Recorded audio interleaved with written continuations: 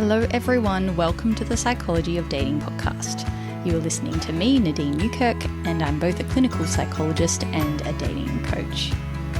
For today's episode, I want to talk about how to navigate conflict with someone you're dating or in the early stages of a relationship. And I've titled this podcast episode, How to Argue Well. So knowing that conflict isn't actually something that should just be 100% avoided in a relationship.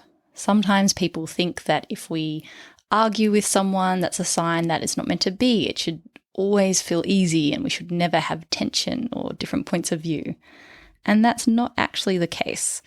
That conflict can be very healthy and to be expected in a connection. And it can actually show that you trust each other. It shows that you feel comfortable to share your opinions, your true feelings, to be vulnerable with each other, to, push back. That actually shows that you feel safe enough with someone to share that with them and to trust in them to accept that. And if we go the opposite spectrum where we don't have any conflict or tension, this could mean that we might be over people pleasing. So we're kind of squashing down our own needs at the cost of caring for someone else's. Or it might be that someone's kind of just icing someone out and pretending they don't care when actually they really do. And while both people might not be verbalizing the issue or the problem, both people can definitely feel that there is a problem there. That our nervous system, our body, we're like sponges and we can sense emotions even if we don't speak about them. And if someone's annoyed at us and they're like, no, it's fine, I'm all good, but we can feel it, that can be really disconcerting and it can be unhelpful for relationships when we're not actually voicing what's going on and it doesn't give an opportunity to resolve it or to come to a middle ground. So what is important to think about when we have conflict with someone? And there's a common phrase that's used in the therapist world, which is, do you want to be right or do you want to connect? And this is helpful when you're coming into a difficult conversation where you're maybe feeling a bit fired up or angry or sad, and we get into these kind of defensive modes because we're trying to protect ourselves and not get more hurt. But sometimes what can happen is we end up both being defensive and then no one actually wins. We get more and more hurt and we can't properly hear each other and what the real concerns are underneath those defenses.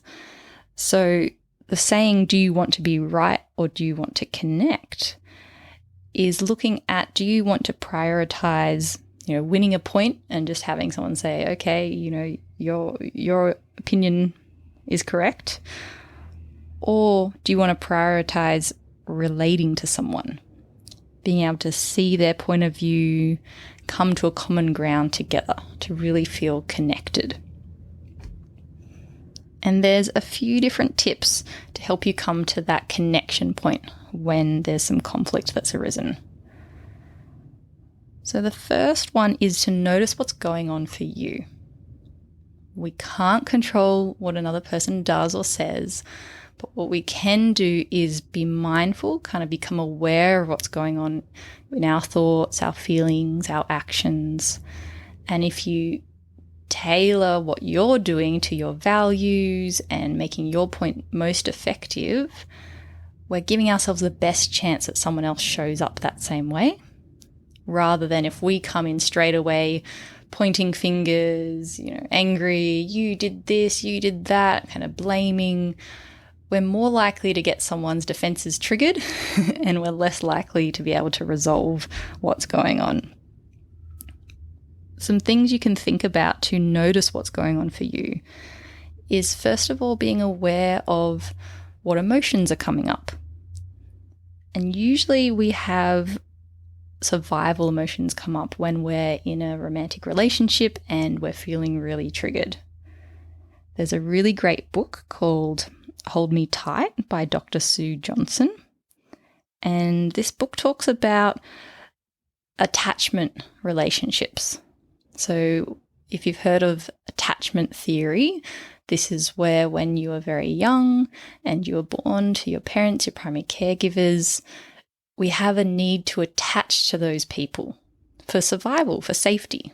As a baby, as a small toddler, you can't survive in this world if we don't have, those older, wiser adults to take care of us. And if something in that attachment relationship is threatened, our whole nervous system goes into threat survival mode, because if they're not around, I know that I'm not going to survive. So if we feel like someone really close to us is angry with us, this can send our nervous system into a panic. We can go into anxiety, fight flight mode, where we're worried and anxious until the relationship is resolved, and then we can feel more settled. And in the book by Dr. Sue Johnson, she talks about how we all have this need for a secure emotional connection with the person, the romantic partner we have. This is a core attachment need. And when we are having conflict, often we are just seeing the symptom of this threat to our attachment. So we might be arguing about something, but it's really a surface level thing. For example, a couple arguing about, someone didn't do the dishes, and it becomes this big explosive argument. And that's really just a symptom. That's kind of more the surface level, and the emotion you might experience there, anger, there's actually another deeper emotion underneath that. So that could be sadness or fear. So really looking at what is that more vulnerable emotion underneath. Maybe someone's really afraid that they can't rely on the person that they're with, that they won't be there to support them with those daily kind of struggles and life admin and things like that. And so they're getting really angry on the surface level at them, but it's more a fear that maybe this person, this attachment figure, isn't really there for me, and I want to be able to rely on someone. How do you know if you've been triggered into a survival response? There's a few clues. One is if you experience a really, really intense emotion, and part of it matches the situation, but part of it feels bigger than what it is. Someone doesn't do the dishes might feel slightly annoying, but I feel intense anger, rage, and that's a clue. Okay, this is triggering an attachment need. Once you've identified what this emotion is, could you give it a label? Could you figure out what type of survival response is it? Is it sadness, fear, anger, guilt? And noticing your thought patterns that come along with it. When we are triggered into survival modes, we have black and white thinking, so all or nothing. This person is never going to help out around the house. They're always like this, rather than on these two occasions they didn't help out, on this one occasion they did. The mind can't see the grey area when we're in survival. And that makes sense. If there's a tiger around the corner, I want to know, is it there, yes or no? I don't want to know maybe. That doesn't help me if I'm, feeling like there's a threat. I want certainty. So our mind goes into this more rigid thinking. It's threat focused. It's harder to think about, what I do really enjoy in these connections, or think about, a hopeful, positive future. That isn't so accessible when I'm really triggered in those survival states. And I feel more impulsive. That's where we might, there's one small part of us that can see, I don't really feel like I should yell now, but we do. It just comes out. We yell at the person. Maybe we call them names, slam a door. That's again a sign of a survival response when it feels so sudden, so intense, it kind of just takes over your nervous system. Once you've been able to identify, okay, I've been triggered, I'm in conflict with someone, but I can tell my nervous system's in survival responses, it's really helpful to pause, slow things down, figure out exactly what you're needing in that interaction before continuing further. Because generally, if your nervous system's really active, it's hard to think clearly. The frontal lobes, the prefrontal cortex, has switched offline. That's our thinking part of the brain that can problem solve, see someone else's perspective. We don't have access to that in that moment, and we're just in the emotion center of the brain. And that's really not helpful if we just have two people in emotion centers without being able to think through things with a larger contextual view. For some people, it might be helpful to take a bit of space.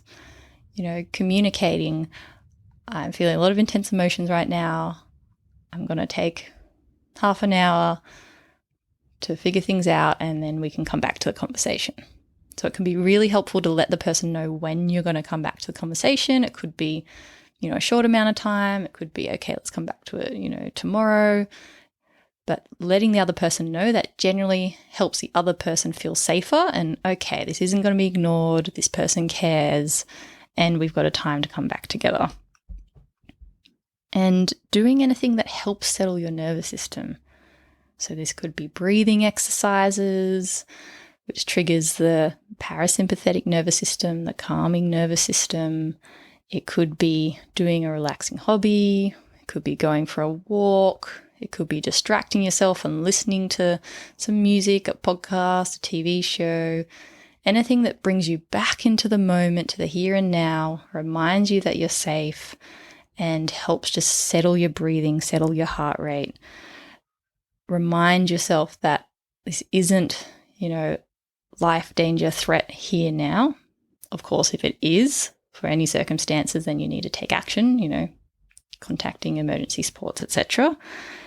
But apart from that, if this is, a conflict about the dishes, then it is okay to take some time, that we have time to sort it out, and that will actually help the relationship rather than being so impulsive.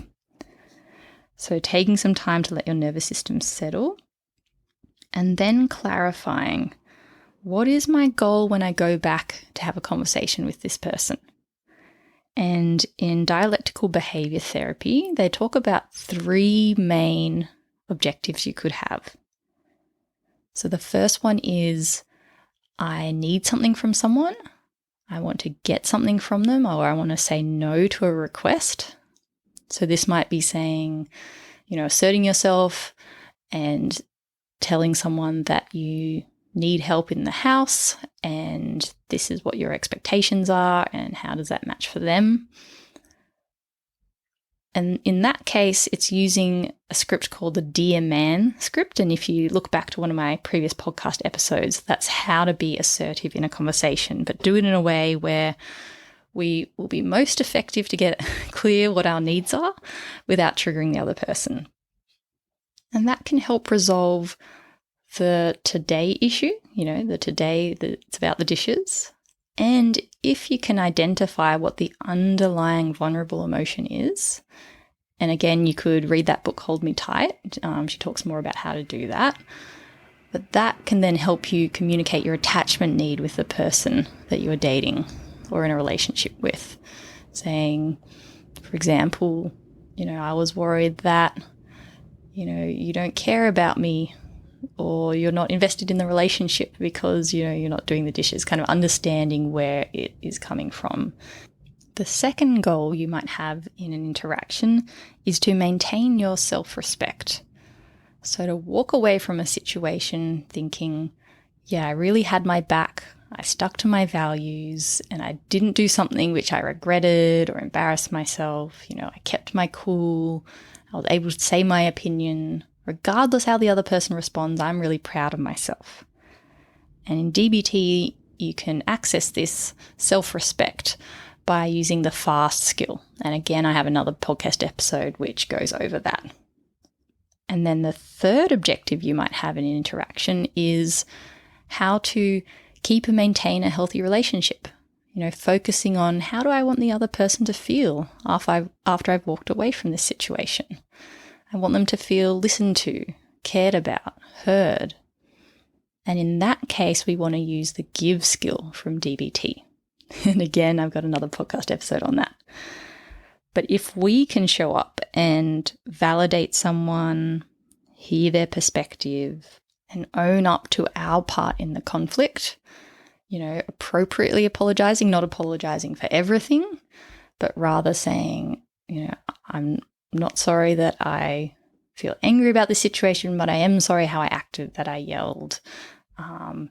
And being able to Still hold your opinion, but care about the other person and show them that you care. If we can show up in that way, then usually people are more likely to give it back to us. And people are often afraid of, well, does this mean I'm giving in?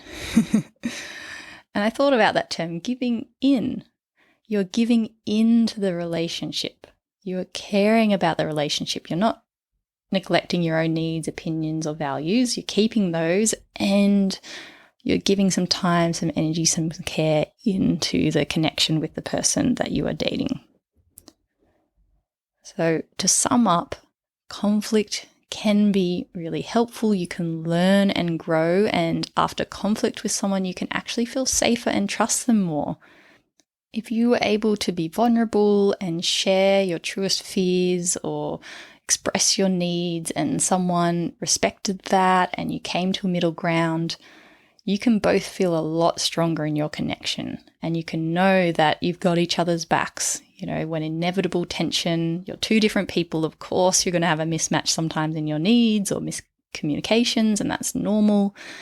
The most important thing is how you navigate that. And so being aware of your own survival states and emotions that can get triggered when you go into conflict, having ways to manage your own feelings and your thoughts, and be able to self-settle your nervous system, and then come back to the conversation with a clear idea of what are my needs here, what am I trying to communicate, what is my objective, and being kind and considerate of the other person. And that will set you up for the best way to do conflict well. Okay, everyone, have an absolutely lovely day or night wherever you are.